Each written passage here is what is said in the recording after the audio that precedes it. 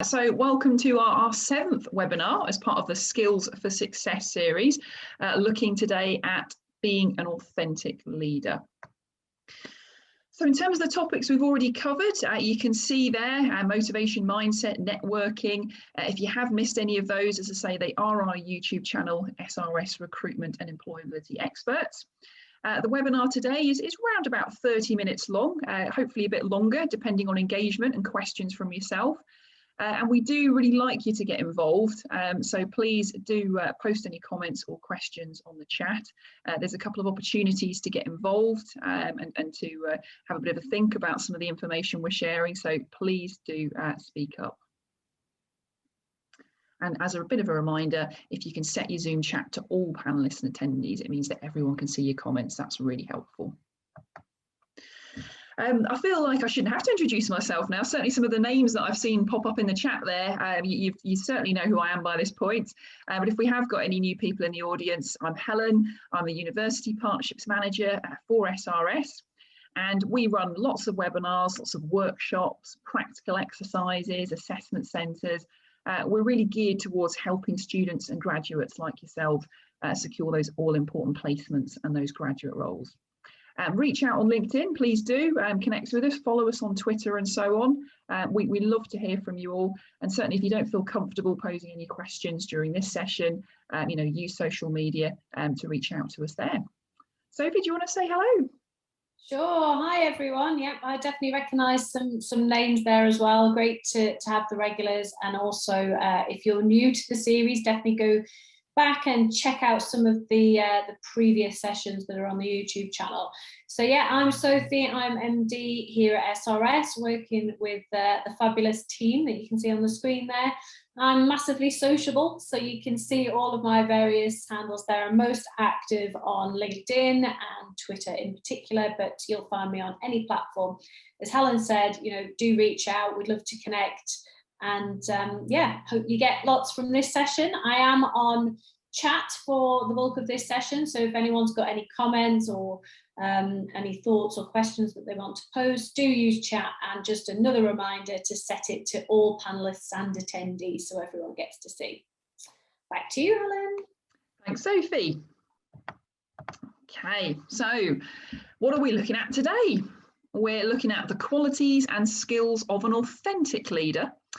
The impact that authentic leaders can have in the workplace, how to demonstrate this to employers, and as always, we like to look at some of those top tips and techniques on how to develop your leadership style.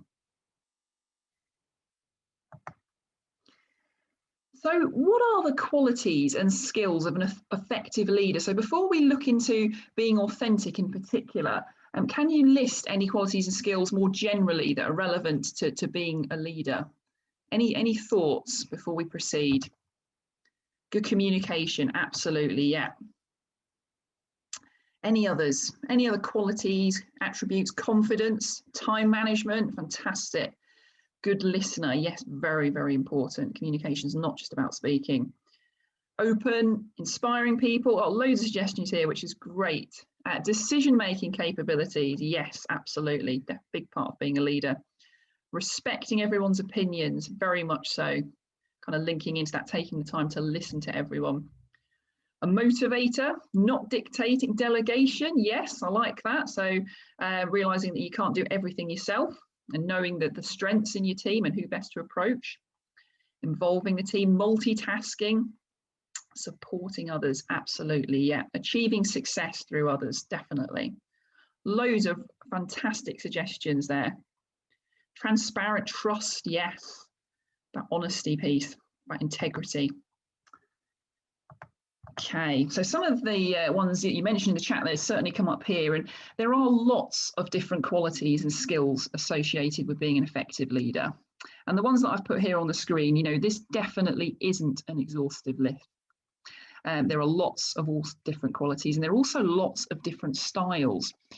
So some people talk about servant leadership, some people talk about transactional leadership and transformational leadership. That's just to name but a few. There is no one right style or approach to leadership, but I do want to focus particularly on authentic leadership. because in a world of fake news and constant change, being authentic and credible has become increasingly important. So all of these skills and qualities shown here on the screen are important to being a leader, and obviously there's more as well. But I'm going to ask you a second question here now. Which ones do you think are particularly associated with being an authentic leader? So the ones that particularly stand out for you in terms of being authentic.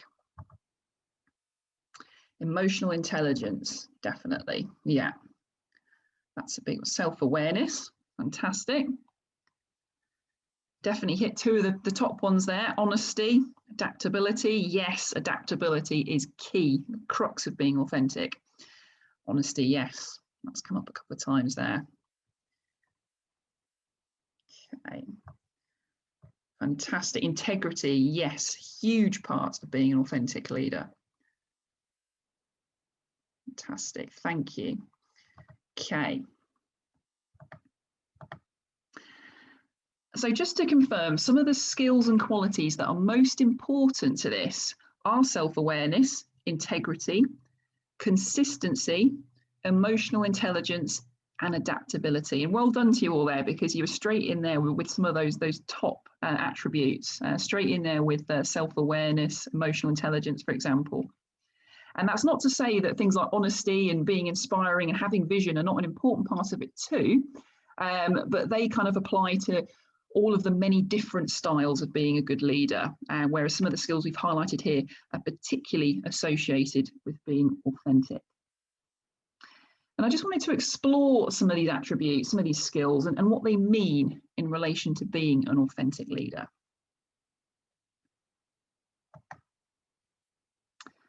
So firstly, integrity is key. And this is where you have sincere interests and relationships with others. It means keeping promises rather than saying things you don't mean. And as a result, you earn people's trust. It's also about having a strong moral compass and staying true to your core values. I've just seen someone there raise their hand. If you do want to post a comment into the chat, Sophie will pick up your comments or questions there. Now, thinking about integrity, if you find yourself unable to articulate what your values are, we have actually done a previous webinar on this. It's on our YouTube channel called Finding Your Strengths. So definitely explore that further. But whether you're aiming to be a big leader or not, it is important to take time to establish what these are, to know what values are important to you, because it is often not obvious to an employer when you're being insincere. You also want to avoid answering certain questions with a generic answer, such as, I want to have a positive impact on the world, or I want to make a difference. You know, sometimes when I've had conversations or done interviews with various graduates and said, you know, what do you want to achieve in your career? You know, they'll often lead with, oh, I want to make a difference. You know, I want to have a positive impact on the world. And, you know, this doesn't tell a recruiter anything about you, really. It's far too generic. You're not going into enough detail about your personal values because you haven't said where you want to make a difference, for example.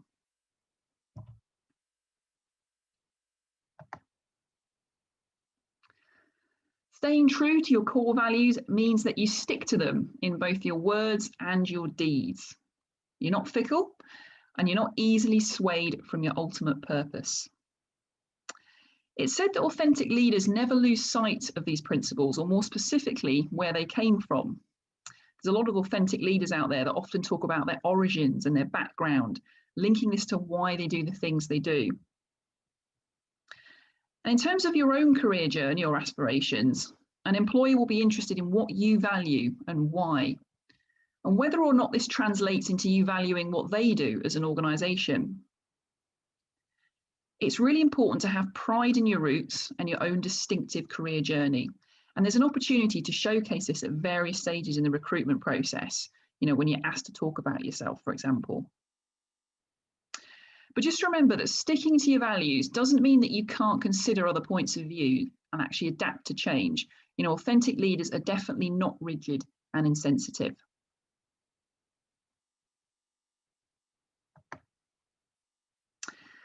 Emotional intelligence is another important attribute that helps authentic leaders build strong relationships with others. Because while expressing your own personality and values, you should be sensitive to the personalities and values of others. You need to read people by picking up on those verbal and non-verbal cues. And thinking about you being a new candidate or a new employee, you want to ask questions, but you need to understand the organisation first. And in particular, as a new employee, you do want to suggest new ideas, but perhaps you need to begin by first listening and learning from others. The current climate increasingly requires people who will innovate and drive change, but make sure you identify the social and cultural norms that need to be followed before you look to do this. And it's about having the emotional intelligence to know when to conform and when to disrupt.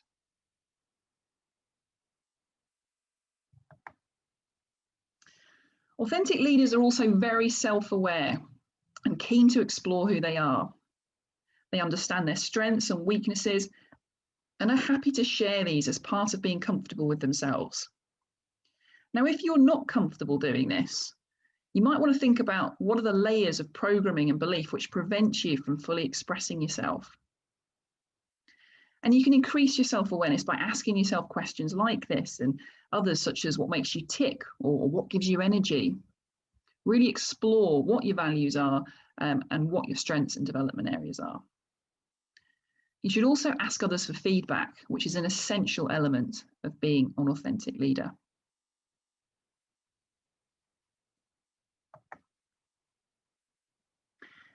Now, you can still be true to yourself while adapting your approach. Remember that there are many different sides to your personality. Think about the person you are around your parents and the person you are around your friends. You might behave differently for both, but it's still you. An authentic leader knows which side of their personality to show to whom. They can relate to different audiences without compromising their values. And this might mean altering how they communicate to different people or adjusting their appearance. For example, I like to dress up, but I also like wearing jeans. Both styles are me, but some are more suitable in different situations. And as evidence of your ability to adapt, think about a time when you've joined a group or community that you wouldn't normally be interested in, but yet you were still able to talk about the elements within this that were important to you, that common ground. You could also think of an example when you've changed your approach to fit the situation and the capabilities of your teammates. Now, we've looked at some of the key attributes of being an authentic leader, and I expect that you're already getting a bit of a sense of the complexities involved. I just want to move on to have a look at a couple of examples.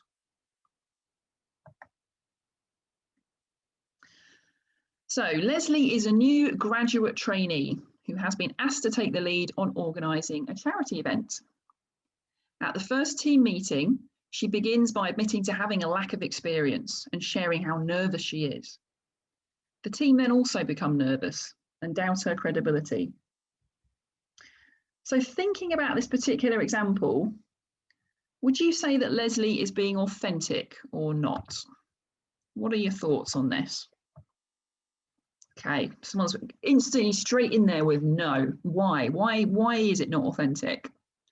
Or are there those of you who think that it is? Anyone else got a view on this? You? Okay, brilliant, thank you. Someone there saying yes, they do think this is authentic. It's not authentic because she's not confident. Okay, she's perhaps too honest about how she's feeling. I love this. Well done, Susie. She's being honest, but she's not picking the best side of herself to show. Absolutely. It's going back to that adaptability point. Thinking about her audience, what does she need to be to get the best from them? It's authentic but inappropriate. Yes. Yes, she's being honest, but this is not. Yeah. Perhaps too honest. I like that. Yes, somewhere you've summed that up well as well. Being honest is great, but within limits. How much should you tell? How much should you show of yourself and what you're going through? Yes, Thank you, Esther. Vulnerability has its place, but it's not in a leader, or it's perhaps not always appropriate in certain situations. Yeah. Someone's put, she's honest, but she should tell the team how she will improve herself. So she's kind of admitted to having that lack of experience, to sharing how nervous she is, but not what steps she's going to take to address that, or how they can help her, for example. Yeah. Yeah, and she's just showing how negative she feels. Yeah, you're right. Yeah, she might actually be nervous, but also very excited about the opportunity and what they can achieve. Great interaction there. Thank you. And you're right, you know, there's no doubt that Leslie has been both transparent and been very honest, you know, both qualities of being an authentic leader. However, you know, it clearly wasn't right for this audience who needed her to project more confidence. Now, no one is saying Leslie should lie about how she's feeling, but instead she should choose not to reveal this aspect of herself in this situation and instead crack on with the task in hand. You know, perhaps she could ask for ideas and what other people's experiences are, which will in turn help her. And across our individual career journeys, we should evolve and adapt our professional identity to suit the situation. So in this situation, Leslie needed to have emotional intelligence to kind of gauge her audience, to gauge what her team needed from her. Let's have a look at another example here. So Mohammed is an engineer who has to persuade clients to adopt a new product. He presents some key data and shares some graphs. The client isn't convinced, and Mohammed's colleagues suggest that he makes his communication more relatable and personal. Mohammed doesn't do this because he's an engineer, and that's not his style. It's not how he goes about doing things. So thinking about this example, is Mohammed being authentic or not?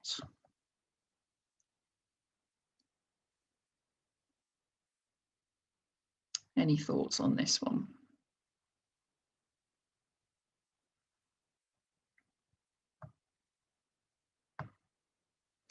Okay, yep, someone's put there no, as he's failing to bring his personality into the conversation with the clients. Yeah. And I love this, he's being true to his comfort zone. Yes, he's using his comfort zone as a bit of an excuse. He isn't adapting, he's not listening to what's required in the situation. Yes, he's not being adaptable, someone's agreed with that. Yeah, so he's falling down on a couple of points there, as you say, not being adaptable, not listening. Fantastic. And you're absolutely right. You know, this is not a good example of someone who's being authentic, it's being an authentic leader.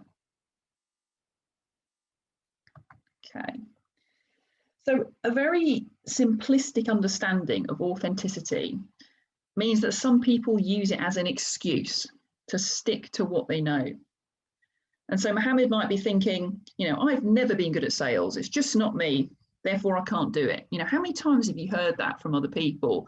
You know, sometimes you hear, I've been guilty of sometimes saying I'm not good at numbers, so therefore I can't do it. You know, just haven't tried. And this actually reminds me of some of our earlier webinars where we talked about self-doubt and imposter syndrome. Because when we're unsure of ourselves, we retreat and hide behind what we know, which is why self-awareness is so important to being authentic, because we become more sure and comfortable with ourselves when we know what our strengths and development areas are.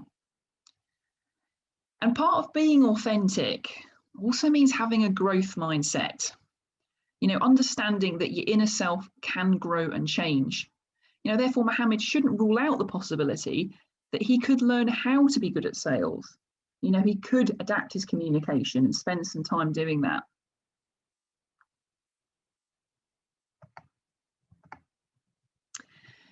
And I love this quote here from Professor Herminia Ibarra in the Harvard Business Review, where she says, the moments that most challenge our sense of self are the ones that can teach us the most about leading effectively. So yeah, it's back to that point around, you know, adapting, developing yourself to become more authentic, to be able to appeal to those different audiences. I'm just going to hand you over to Sophie now to look at the relevance of authentic leadership to employers. Thanks, Helen. So why is it important to employers? Well, leadership in itself is important to many different employers, and there is a lot of debate around the effectiveness of different leadership styles.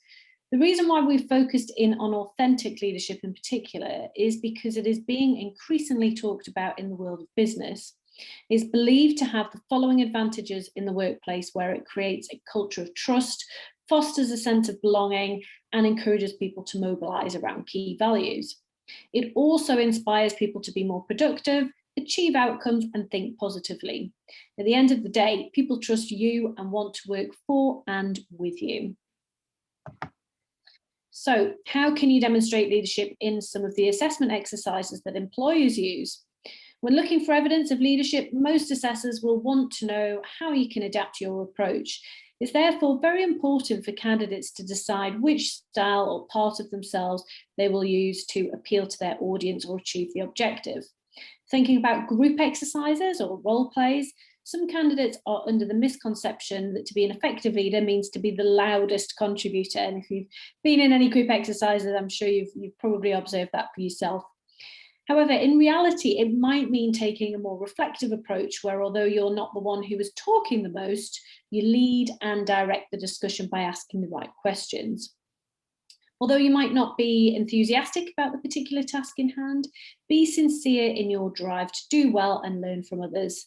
There might be an opportunity to show and apply your own personal values, but at the very least, as an effective leader, you need to make sure the team understands and applies the values and objectives that underpin the task at hand. Don't give up at the first hurdle. It might not be your area of expertise, but what can you do to help facilitate the discussion? Remember that you will learn more about your inner self by challenging yourself in uncomfortable situations. And finally, build those authentic relationships with the rest of the team by understanding and listening to them. Leadership can obviously be assessed in a number of interview questions, some of which would be quite explicit, such as when have you led a team?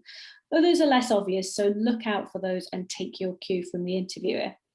When thinking of examples to demonstrate your leadership, you don't need to have been a manager or had a specific leadership role. For example, your particular leadership style might have helped to motivate people to try something new or go the extra mile for someone. Being in charge of a group is not enough on its own. You need to show how your personal involvement influenced people and outcomes. When providing examples, think about how you can use the all-important STAR technique and keep the emphasis on you.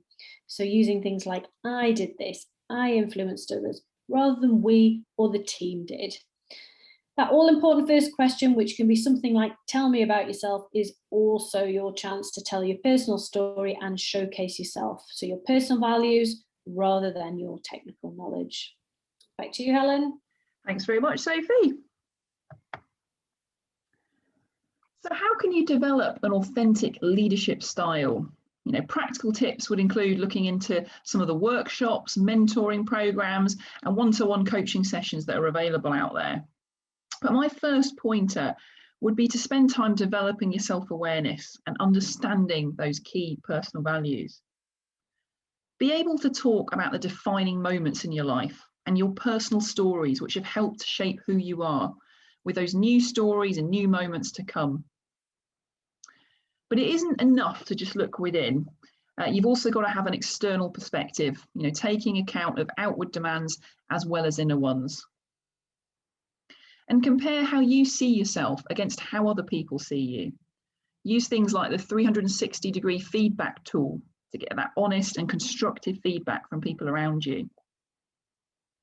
And as part of looking outside, identify potential role models and authentic leaders out there. It's not about copying them, it's more about being inspired by them and how they go about leading others. Be curious and expose yourself to new situations and new people so that you can better understand different perspectives. And really experiment with different roles and approaches. People talk about faking it to make it, and this isn't about faking it. It's about experimenting with different parts of yourself and seeing what you're capable of, stretching yourself. And remember that being authentic is a lifelong process of learning about yourself. But that learning is a process where you do things that you're not first comfortable with. Getting out of your comfort zone keeps coming up in our webinars, and it really is a top tip that is essential to the development of a lot of key skills. Build this into some stretching goals that will help you to learn and develop into an authentic leader.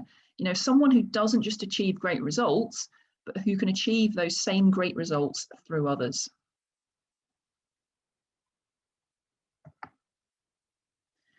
Now, I love this quote from an article, again, from the Harvard Business Review. No leader can look into a mirror and say, I am authentic. A person cannot be authentic on his or her own, because authenticity is a quality that others must attribute to you by the very fact of you demonstrating some of the skills we've talked about, you know, by being sincere and sticking to your values, while appreciating that these values may grow and change. Ultimately, a reputation for authenticity needs to be earned. And ultimately, it's the expression of your inner self rather than trying to imitate and lead like someone else. People want to be led by someone real and who invests themselves in how they go about behaving and working with others.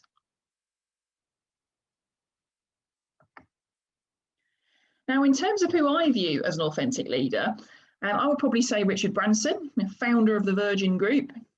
That's because, in my opinion, you know, he's got very strong beliefs that are fed through into his many businesses. He builds relationships very well. He listens to others, and he values other people's input. You know, he cares about other people's values and beliefs. That really comes through. And he's obviously been very successful, but being an authentic leader doesn't mean you always get it right. He's learned a lot from his mistakes as well along the way. He just feels like a very real person, very approachable.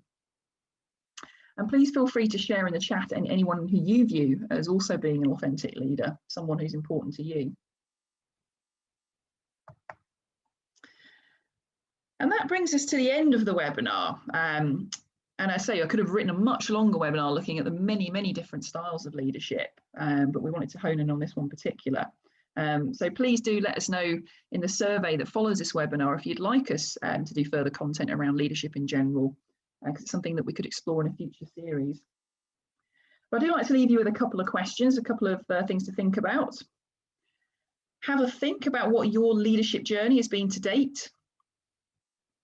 And how have your leadership styles changed to suit different audiences?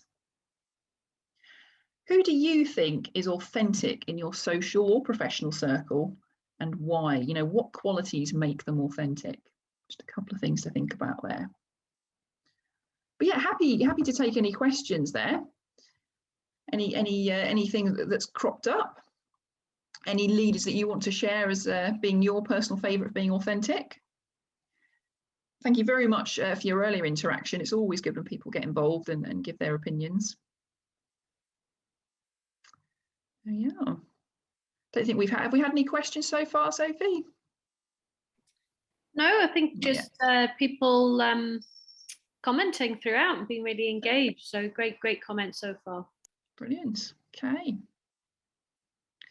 Bit stumped us to names, to think of names of authentic leaders. Yeah. If I've put you on the spot a little bit there, haven't I? Which is fair enough. It's possibly one you can think about. As I say, it's good to think about those who are authentic in your immediate social circle, those who you think have got integrity, who come across as being genuine. But yeah, if you do, as I say, have any further questions from this point, do reach out to us on social media.